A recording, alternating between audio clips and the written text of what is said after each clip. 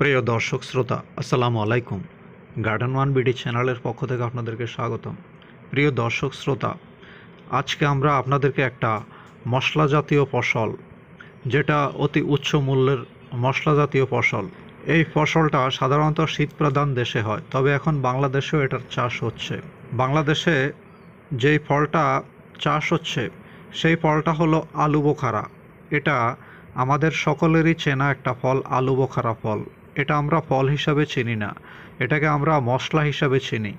তাই আজকে আমরা আপনাদেরকে এটাকে পরিচয় করিয়ে দিব যে এই আলু বোখারা গাছটা শুধু মশলা নয়, এটা ফল হিসাবেও আমরা খেতে পারি, আমাদের শরীরের নানান রোগ ব্যাধির উপকার হবে।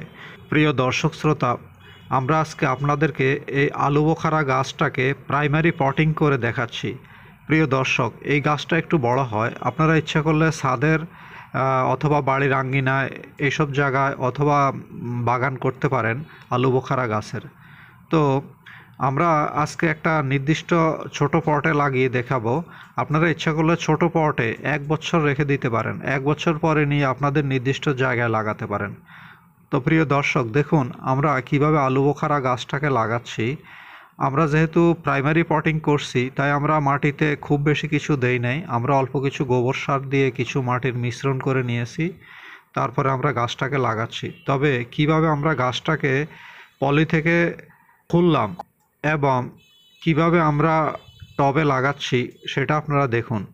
তবে সাবধান থাকবেন, আমরা আমাদের জায়গার স্বল্পতার কারণে এখানে পলিটাকে ভালোভাবে খুলতে পারি নাই। দেখুন আমাদের পলির ভিতরের মাটিগুলো ভেঙে 2 ভাগ হয়ে গিয়েছে, তবুও আমাদের গাছটা ঝুঁকিমুক্ত আছে, যেহেতু গাছটার শিকড় বা গোড়া নিচ পর্যন্ত যায় নাই এখনও। আপনারা সাবধান থাকবেন, পলির মাটি যেন ভেঙে না যায়, বিশেষ করে যখন নার্সারি থেকে আনবেন তখন যেন বেশি জাঁকি না খায়। রিকশায় অথবা অন্য কিছুতে যদি বেশি জাঁকি খায় অথবা জোর করে যদি মাটিতে রাখেন, তাহলে মাটির মাঝখান দিয়ে ভেঙে যাওয়ার সম্ভাবনা থাকবে। এই জিনিসটা অবশ্যই খেয়াল করবেন।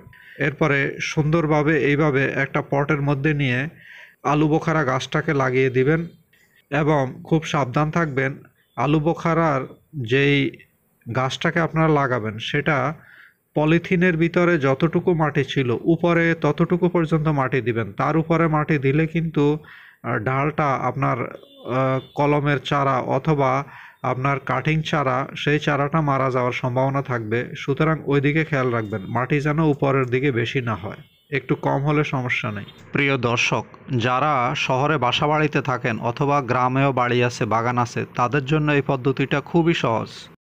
চাইলেই 1 বছর পরে এই গাছ গ্রামে নিতে পারবেন অথবা মাটিতে রোপণ করতে পারবেন।